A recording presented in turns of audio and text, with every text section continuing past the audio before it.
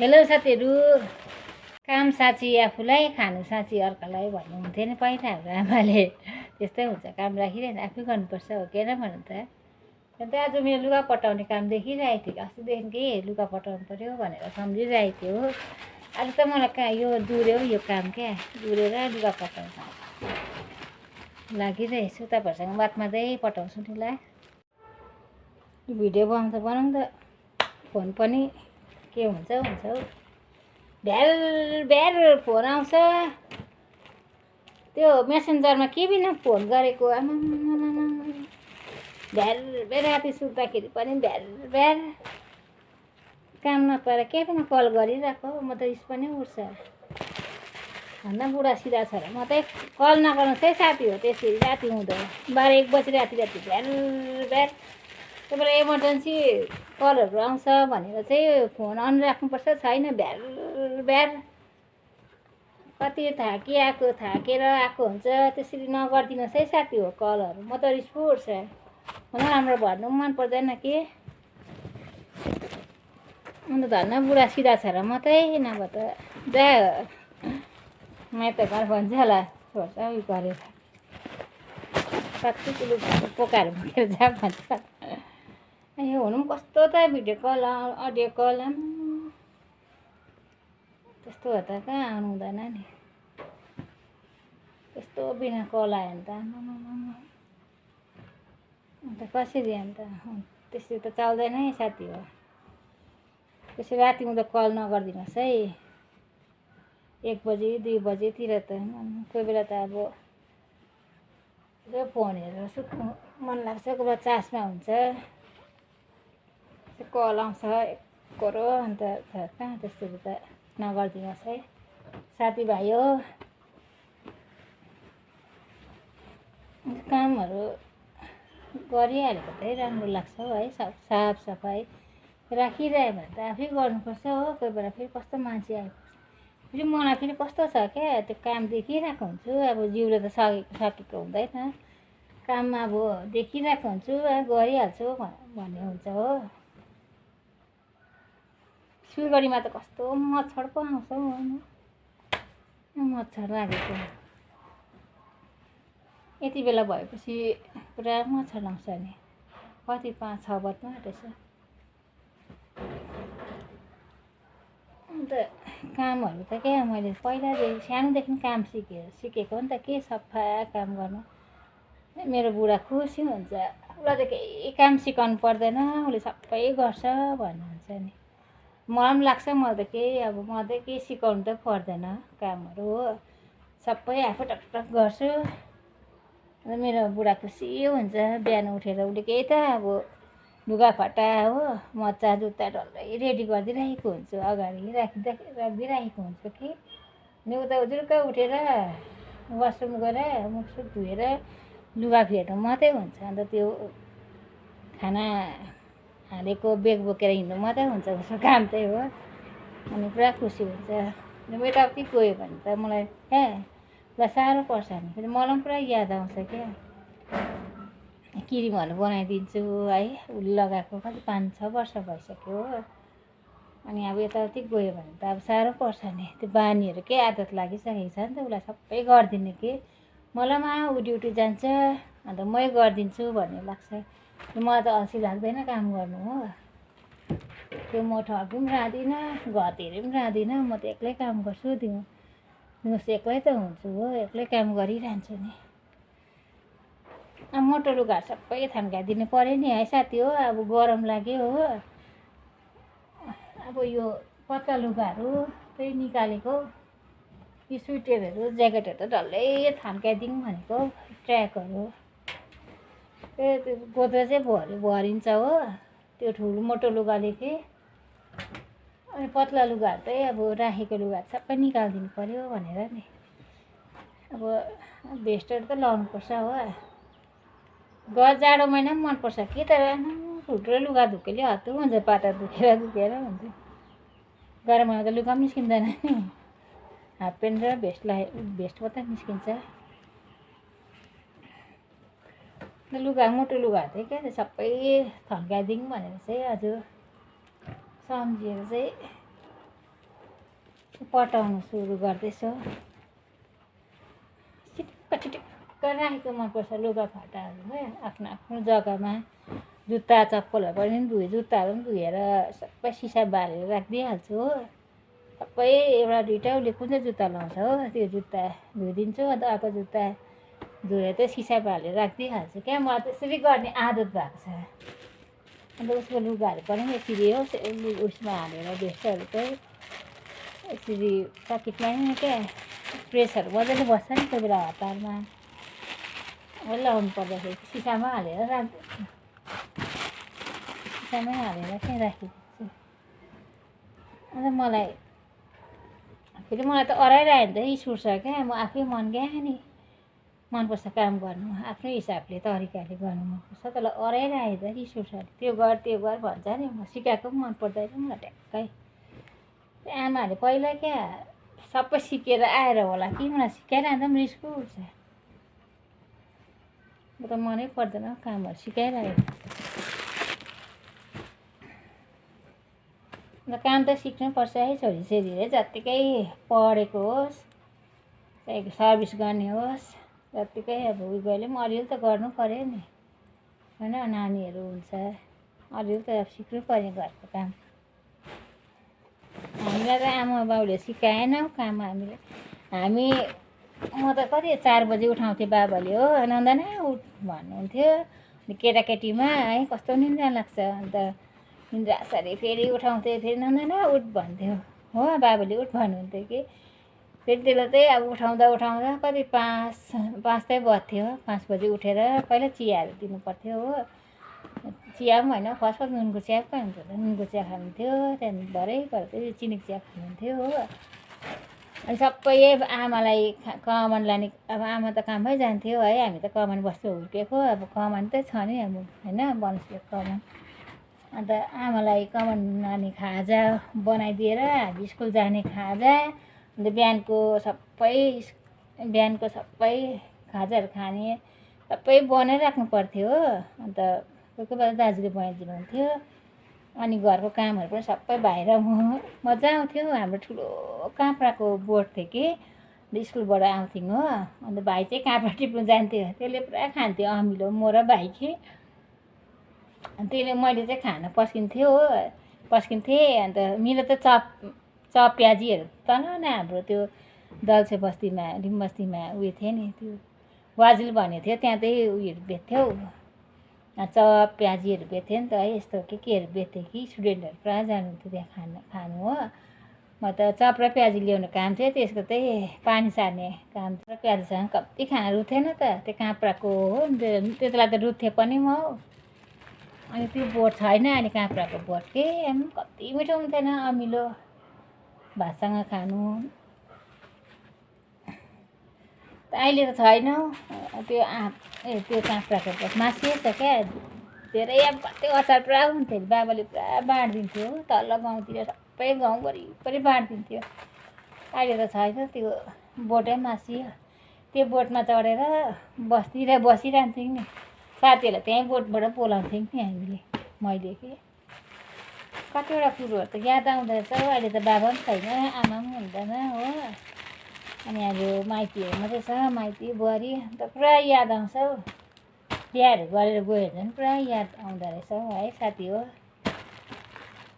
अन्त आमाको साडी त लिएको छु हो, 2टा त्यस्तो। अन्त माया लाग्छ, यहीँ राखिदिइरहेको छु साथी चिन्नुहुन्छ भनेर क्या। अन्त आमाको सानो अब कुरोहरू चिजहरू पनि मैले राखिदिइरहेको छु।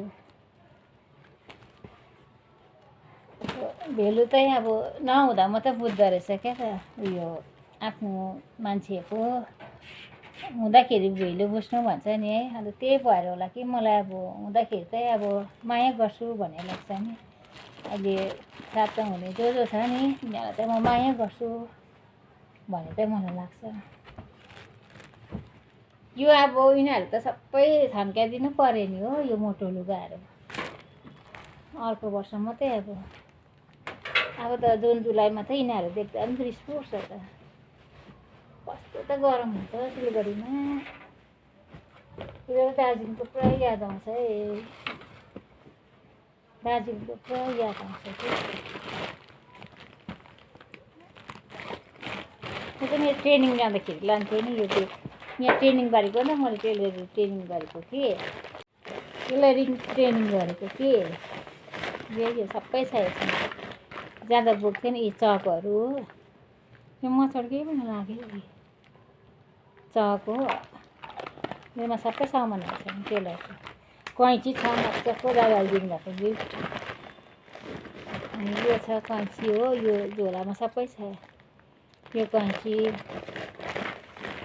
अनि यो चाहिँ केहरू लेख्ने क्या त यो बनाएकोहरू इन्चहरू लेख्ने लेखेको थिएँ मैले पेटिकोट सिकेँ बनाएँ हो नानीको लागि लुगाहरू सिरानी खोलहरू बनाएँ योहरू बनाएको छु यो चाहिँ के त सुटको रहेछ सुटको हो सुटको मैले कहाँ सिकेको चाहिँ पेटिकोटको रहेछ पेटिकोट सिकेको कागजले बनाउनु पर्दछ नि फर्स्ट ट्रेनिङ गर्दा कि मैले कागजले बनाएको थिएँ त त्यो कागजले बनाएको चाहिँ यहीँ राखेको थिएँ कता पुग्यो यहाँ मुनिपट्टि हालिराखेको थिएँ कागजले बनाएको चाहिँ तपाईँलाई देखाउँदैछु पेटिकोट कागजले बनाएको फर्स्ट ट्रेनिङमा चाहिँ त्यसरी बनाउनु पर्दो रहेछ हो कागजले बनाएर चाहिँ सिक्नु पर्दो रहेछ यो चाहिँ पेटिकोट हो पेटिकोटकै सेप भएको हो यो चाहिँ माथिको भएको यो मुनिको भएको हो फर्स्ट ट्रेनिङमा चाहिँ पेटिकोट सिकाउँदो रहेछ नि त त्यो कागजले हो त्यो बनाएर चाहिँ फेरि म त मिसिनले भन्दा पनि हातको काम हुन्छ नि त्यो चाहिँ एक्सपर्ट छु नि हातले नै म सबै गर्छु क्या त त्यो घटाउनु बढाउनु चाहिँ सबै हातले नै सक्छु मिसिनले भन्दा पनि अहिले मलाई प्रायः जस्तो हातले नै म गर्छु त हातले गर्ने बानी भएर कि मलाई हातको कामै मेरो राम्रो छ मिसिनले भन्दा पनि यो चाहिँ धागोहरू छ यसमा चाहिँ टेलरको सबै सामानहरू छ यो चाहिँ धागो हो सबै कलरको छ कुन चाहिँ कलरको लुगाहरू सिलाउनु पऱ्यो भने त्यही कलर झिक्छु हो झिकेर चलाउँछु अन्त राखिहाल्छु सबै छ म टेलरको सामान म सिकेको नि टेलर 3 महिना सिकेँ हो 3 महिना जस्तो सिकेँ होला हौ तर अब अलिकति उयो भयो अन्त मलाई त झ्याउमा गर्ने बानी भएको थियो अन्त एक्लै गर्नुपर्दा सुन्ने भएको जस्तो लाग्यो सबै झिकेँ मैले त यसमा त सेतो छ सेतो चाहिँ त्यस्तोमा पाउँदैन रहेछ नि त यो चाहिँ हो सेतो हो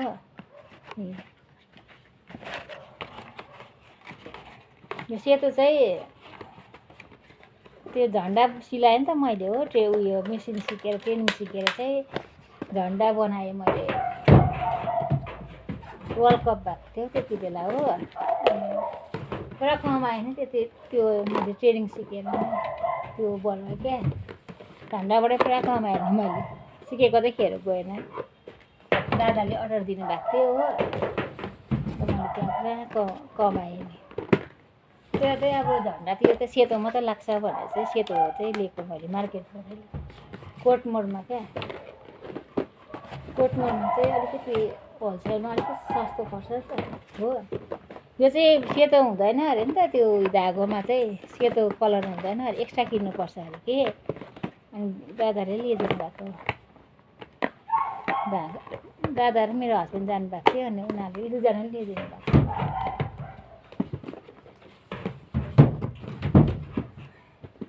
मेसिनहरू सिक्नु राम्रो रहेछ त्यो कोही बेला अलिकतिको पनि पुरा लिन्छ है आफू सिकेको छ भने चाहिँ घटाइहाल्छु भन्ने चाहिँ हुँदो रहेछ हो अनि म त केहरू छ नि अब मार्केटहरूबाट लुगाहरू किन्यो भने पनि अलिकति भाङलाङ्गा किन्यो भने पनि म त क्या अलिकति आफै घटाउँछु कोही बेला त मन परेको लुगा हुन्छ फिटिङ पाउँदैन नि त है ठुलै हुन्छ अन्त लिएर चाहिँ हो आफै बनाउँछु घटाउँछु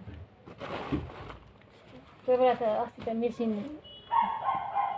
मेसिन बिग्रेको थियो कि यहाँ गएको भाबीले त पुरा महँगो लियो हो। अन्त थिएन फेरि बनाउनै पर्थ्यो हो। अन्त र पनि दिएँ नि महँगो लिएर पनि। सिकेको छ भने चाहिँ यसो आफूलाई पनि हुँदो रहेछ पैसाको पैसा। म त इन्ट्रेस्ट चाहिँ पुरा लाग्थ्यो सिलाइ बुनाइहरू त पहिलादेखिकै स्कुल पढ्दादेखिकै हो। कुर्सी लिएर पुरा बुनेको छु मैले त। अहिले त कुर्सीको सिजन सक्यो। कुर्सीहरू त अहिले बुन्दैन मन पराउँदैन मान्छेले। कुकुरहरू केही पनि नखायो।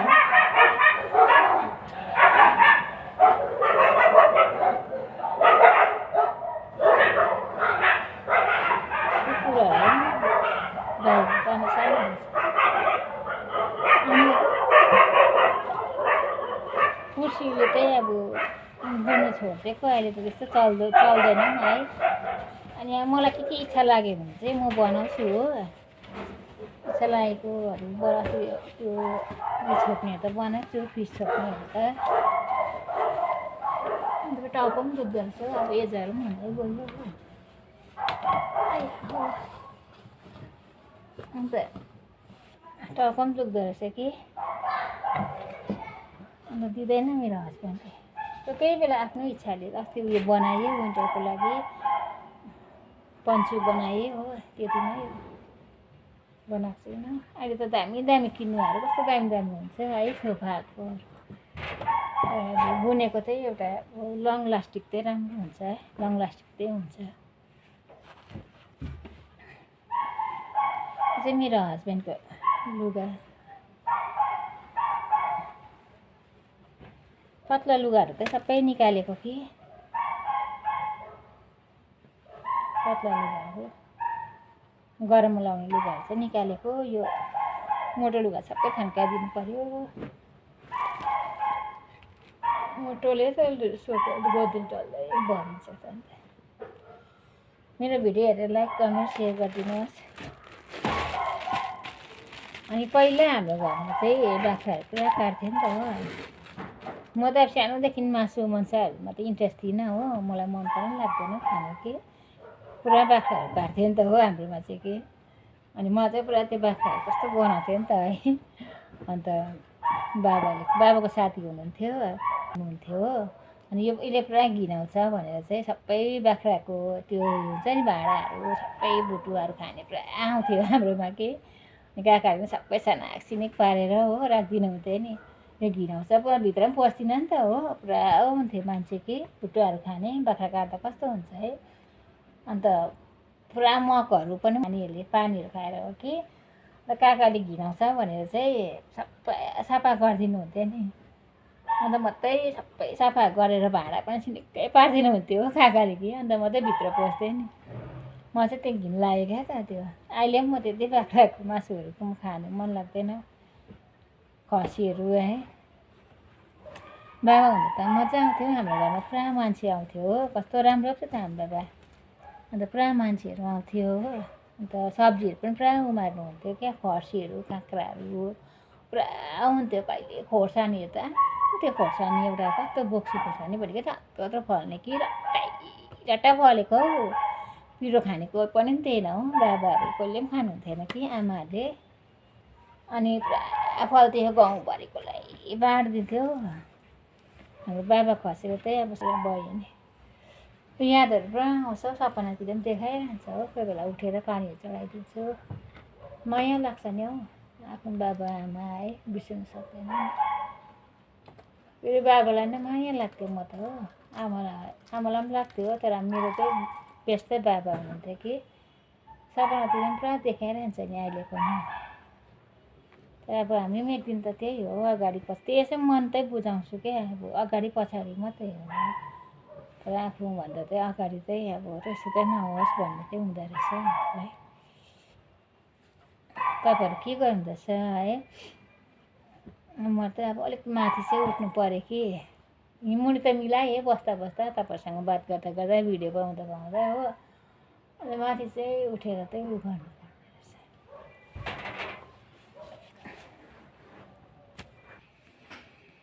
साथीहरू सबै मिलाइसकेँ। Okay bye bye. Like comment share गरिदिनुहोस् ल।